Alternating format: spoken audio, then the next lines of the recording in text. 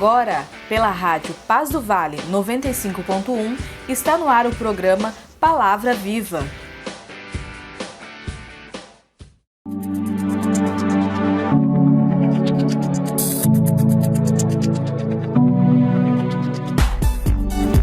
Muito bem, meus irmãos, graça e paz.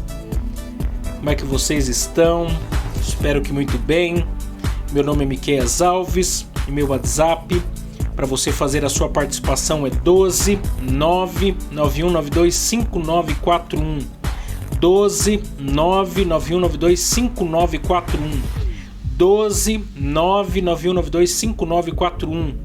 Minhas redes sociais são no Facebook Miqueias Alves, no Instagram é @Miqueias Alves de Souza Cruz e no YouTube, para você se inscrever no meu canal, é Miqueias Alves.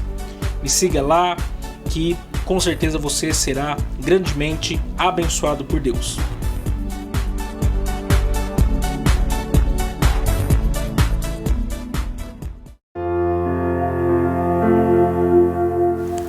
Ó Pai, obrigado por mais essa oportunidade que o Senhor nos concede.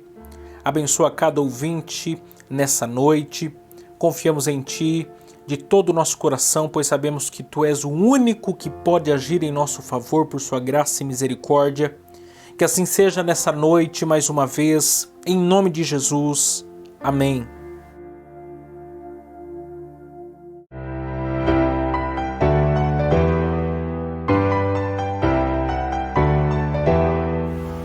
Agradecemos aqui os nossos patrocinadores que têm muito nos ajudado. E também, se você desejar nos ajudar a patrocinar este programa de rádio, anunciando a sua empresa ou nos dando uma oferta voluntária, entre em contato com a gente pelo WhatsApp 12 99192 5941. 12 99192 5941. 12 99192 5941. Ou nos envie uma oferta pelo Pix 12 99192 5941.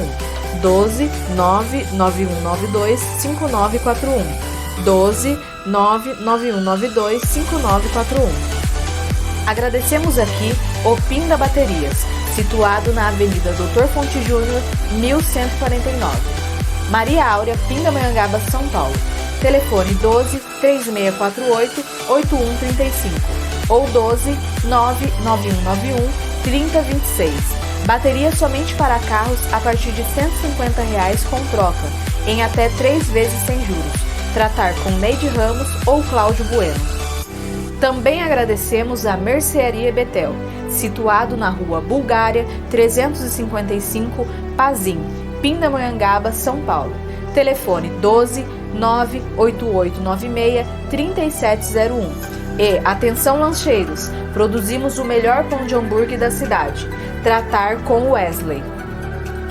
Agradecemos também a Serralheria Venâncio. Telefone 12 98222 2300. Tratar com Cláudio Venâncio. Para confecção de portão basculante, grade, portão de correr, cobertura de policarbonato e toldos.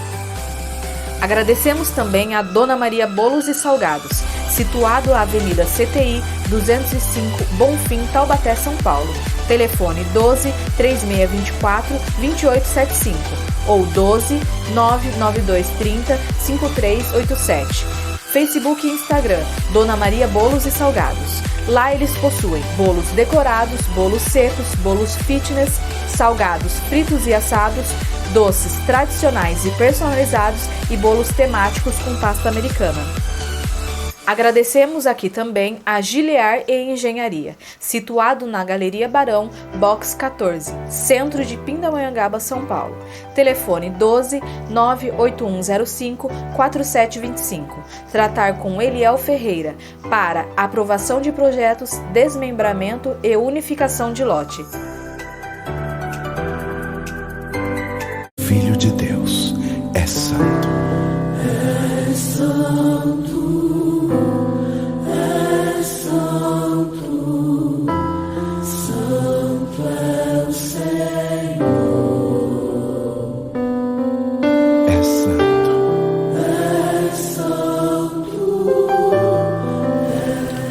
Muito bem, meus irmãos, mais uma noite juntos para meditarmos na palavra de Deus. Hoje, dia 17/6/2021, estamos aí na metade do ano de 2021, já chegando aí próximo do dia 20, quase indo para o final do mês. Mas existem muitos projetos, muitos sonhos. O nosso Deus, ele pode fazer grandes coisas por nós, através de nós ainda no ano de 2021. Se você ainda está aí preocupado, angustiado, você pode ficar tranquilo que Deus ainda tem grandes coisas a fazer por nós e através de nós. E hoje eu quero meditar numa mensagem, numa palavra com vocês, que tem por título Bênção de Deus, sim. Deus da bênção, não. Bênção de Deus, sim. Deus da bênção, não. E essa mensagem está embasada em 1 Reis, capítulo 14, e os versículos de número 1 a 18. Eu não vou fazer a leitura desse texto, porque senão tomaria muito do nosso tempo aqui. Porém, eu vou fazer a leitura desse texto conforme nós formos avançando na exposição desse texto, na exposição dessa mensagem. Mas antes disso, nós precisamos compreender aqui o que está acontecendo no contexto desse texto, a fim de que nós possamos nos familiarizar, a fim de que nós possamos aplicar corretamente a palavra de Deus aos nossos corações. E a questão é o seguinte: a história da monarquia de Israel, ela se iniciou quando toda a nação rejeitou a Deus como o seu único rei. E a partir daí passou a existir então dois momentos distintos na história da monarquia israelita: o reino unido e o reino dividido. No Reino Unido, temos a presença do rei Saul, por exemplo, do rei Davi, do rei Salomão. O reino dividido, no entanto, possui reis ao norte de Israel e reis ao sul de Israel. No Reino Norte, também conhecido como Reino de Israel, existiu 19 reis, dos quais nenhum temeu ao Senhor. No Reino Sul, também conhecido como Reino de Judá, existiu 20 reis, dos quais apenas 8 temeram ao Senhor. Ambos os reinos foram levados a cativeiro por sua desobediência à lei do Senhor, com a diferença que o Reino Norte nunca foi reestabelecido, diferente do Reino Sul, que foi após seus 70 anos de cativeiro babilônico. O texto em apreço hoje, no entanto, se trata de um episódio que aconteceu com o primeiro rei do Reino Norte, Jeroboão. O que aconteceu? Depois da morte de Salomão, em 931 a.C., o reino ele foi dividido em duas partes. E Roboão, filho de Salomão, ficou com o reino sul, ficou como rei no Reino Sul, o reino de Judá. E Jeroboão ficou como rei do Reino Norte, o reino de Israel. Quando nós lemos 1 Reis, capítulo 11, por exemplo, Deus ele exortou Salomão por seus muitos pecados e o advertiu que no reinado de seu filho, o reino de Israel seria dividido em duas partes como consequência de seus muitos pecados. E Jeroboão, que era um oficial do reino de Salomão, se rebelou contra ele e recebeu uma promessa da parte de Deus, por meio do profeta Aias, que ele seria o rei de 10 das tribos israelitas. E aí como que isso aconteceu? Quando Salomão ficou sabendo do que havia sido profetizado a respeito de Jeroboão, imediatamente, lógico, ele começou ali uma perseguição a ele, de modo que Jeroboão foi embora de Israel e se abrigou no Egito até a morte de Salomão. E aí o que acontece? Depois da morte de Salomão, Jeroboão voltou para Israel e se tornou um crítico ferrenho do governo de Roboão, que era filho de Salomão. Porque o que havia acontecido? O reinado de Salomão, ele deixou toda a nação em déficit financeiro. Os impostos estavam altíssimos. E a nação foi até Roboão para que ele pudesse amenizar as coisas. Mas Roboão não foi sábio igual a seu pai e não aliviou a carga de impostos para os seus súditos, o que levou no racha da nação inteira entre Jeroboão e Roboão. Ou seja, as promessas de Deus para com a vida de Salomão e de Jeroboão se concretizaram, se cumpriram. Mas acaba aí a história? Não. Agora Jeroboão era rei sobre o Reino Norte. Mas havia um grande problema. O Templo de Salomão. Aonde? Na cidade de Jerusalém e onde? No território do Reino Sul. Ou seja, o culto a Deus naquele período da história de Israel estava centralizado no Templo de Salomão. Ou seja, pessoas da nação inteira peregrinavam para Jerusalém para cultuarem no mesmo lugar. E aí o que acontece? Qual era a questão, então? Se Jeroboão continuasse permitindo os seus súditos irem a Jerusalém, Roboão iria, lógico, conquistá-los de novo, e isso acabaria em uma guerra sangrenta entre um mesmo povo, porém dividido em seus respectivos reinos, como aconteceu durante todo esse período. Então o que Jeroboão fez? Jeroboão introduziu no território norte o culto pagão, a idolatria desenfreada, consagrou os sacerdotes a seus próprios critérios, expulsou do território norte os verdadeiros sacerdotes da tribo de Levi e levou, consequentemente, toda uma nação a se rebelar contra o seu verdadeiro Deus.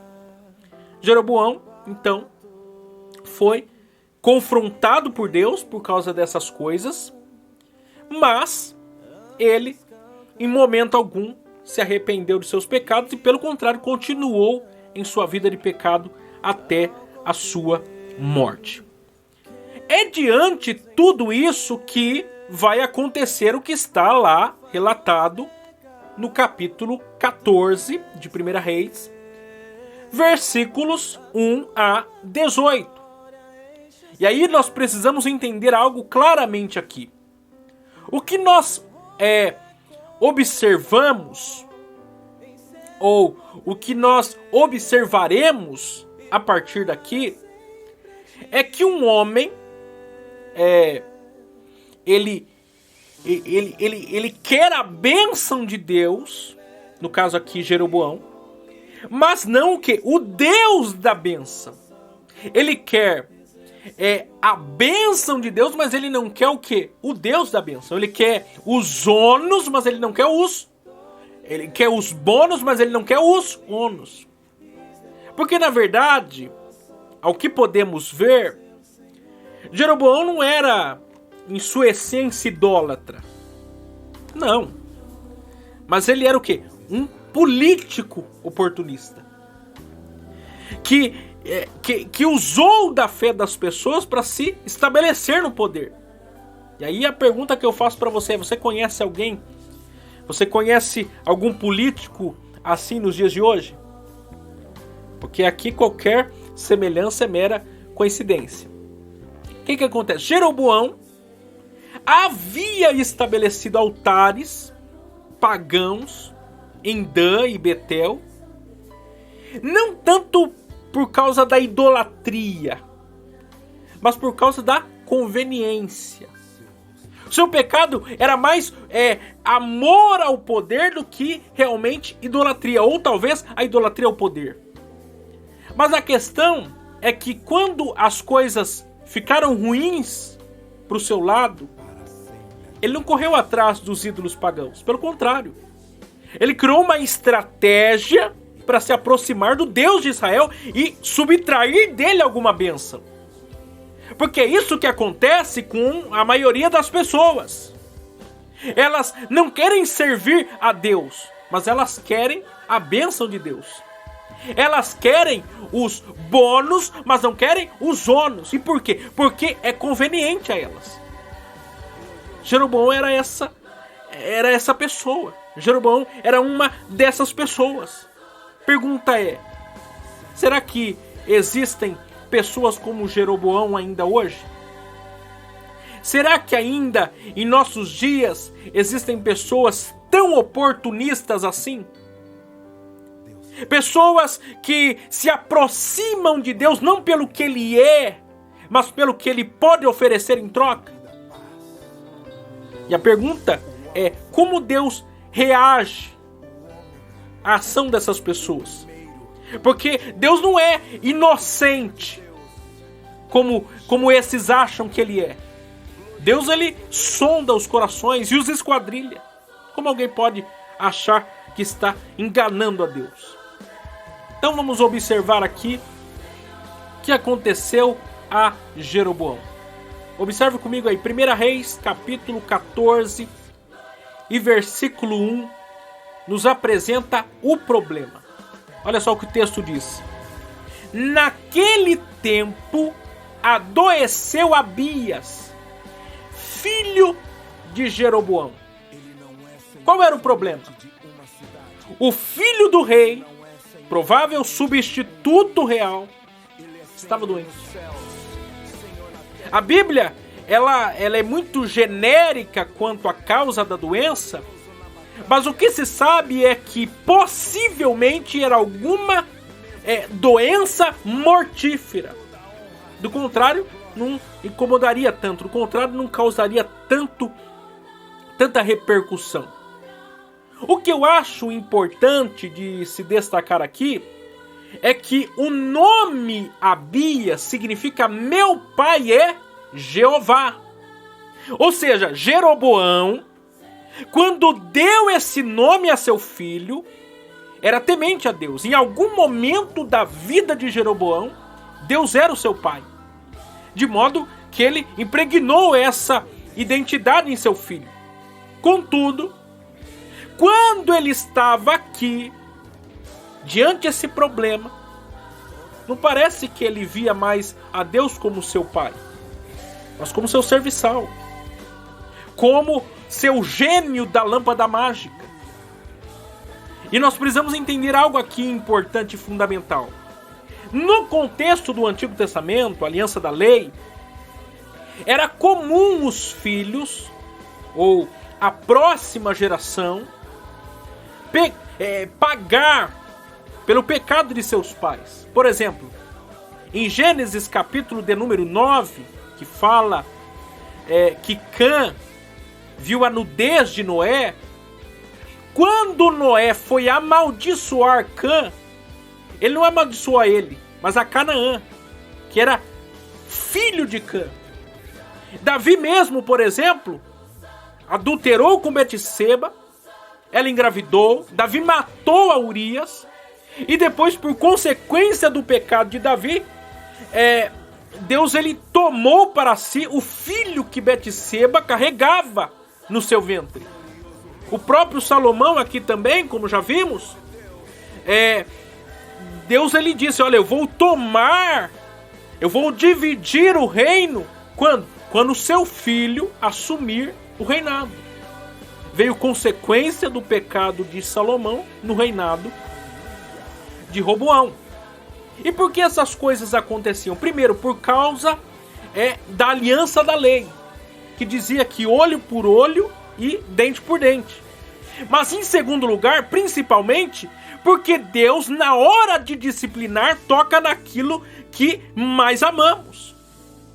Seria até ilógico, porque não faria qualquer sentido ele tocar naquilo que não tem nada de precioso para nós. Então, a questão aqui, no entanto, é a seguinte: a doença de Abias era por causa do pecado de seu pai? Afinal de contas, Abias estava quase à morte porque Deus estava disciplinando a Jeroboão? Não. Porque por mais errado que Jeroboão estava, aquela doença e consequente morte de Abias não era por causa do seu pecado. Por quê? Por causa daquilo que é profetizado pelo próprio profeta Aias. O profeta, como veremos mais à frente, disse que Deus tiraria da descendência de Jeroboão o reinado e todos os seus descendentes seriam mortos. Ou seja, quando isso acontecesse, aí sim seria a disciplina de Deus sobre Jeroboão. Mas antes disso, ainda não. Abias estava enfermo, morreria, mas não era por causa do juízo divino sobre Jeroboão ainda. Mas misericórdia de Deus sobre a vida de Abias do que aconteceria ao seu futuro caso ele ficasse vivo. Então aqui nós precisamos entender duas importantes verdades. Primeiro, o problema não era o problema. Abias estava doente, Abias iria morrer, mas Abias seria poupado do juízo de Deus por causa do pecado de seu pai. Em outras palavras, Abias era crente. Abias estava salvo. Porque nós precisamos entender o seguinte: a morte não é o pior que acontece na vida do ser humano. A morte só é a pior coisa que acontece na vida do ser humano quando esse morre sem salvação. Quando ele morre sem Jesus. Então o problema não era o problema. Por quê? Porque Abias estava sendo poupado por Deus, mesmo que ele chegasse a óbito. E aí eu lembro dos filhos de Jó. Os filhos de Jó morreram. Mas os filhos de Jó morreram salvos. Por quê? Porque Jó zelava pela vida espiritual da vida dos seus filhos. Sacrificava por eles. Cuidava da vida espiritual deles. Por quê? Porque a morte não é o pior. A morte não é o pior é morrer sem salvação. Abias estava sendo poupado do juízo que viria ainda sobre a casa, sobre a descendência de Jeroboão lá na frente. Quando Nadab vai se tornar rei e vai ser deposto, vai ser morto por Baasa, que vai matar não só Nadab, mas todos os seus irmãos, acabando assim com toda a descendência de Jeroboão, por consequência dos pecados de Jeroboão. O crente dessa família era quem? Abias. O salvo era quem? Abias. Quem estava sendo poupado aqui? Abias. E outra coisa, segundo lugar, o aparente problema revelava o real problema. Qual que era o problema? Era o próprio Jeroboão. Jeroboão achava que o problema era a doença do seu filho. Não, o problema eram os seus próprios pecados. Era a sua vida de iniquidade. Era a sua vida de miséria diante de Deus. E ele havia pecado tanto, que ele achava agora que o problema era outras coisas. Ele não estava conseguindo ver as consequências dos seus próprios atos, dos seus próprios erros. Não se arrependeu do seu pecado, trouxe consequência para sua casa, para sua família. Nós precisamos entender isso. Porque no meio de toda a tormenta que muitas vezes estamos enfrentando, é por conta de que nós queremos a bênção de Deus e não o Deus da bênção. Amanhã eu irei continuar a exposição dessa mensagem, trazendo luz para nós, entendimento na palavra de Deus sobre esse tema. Deus abençoe vocês e até amanhã.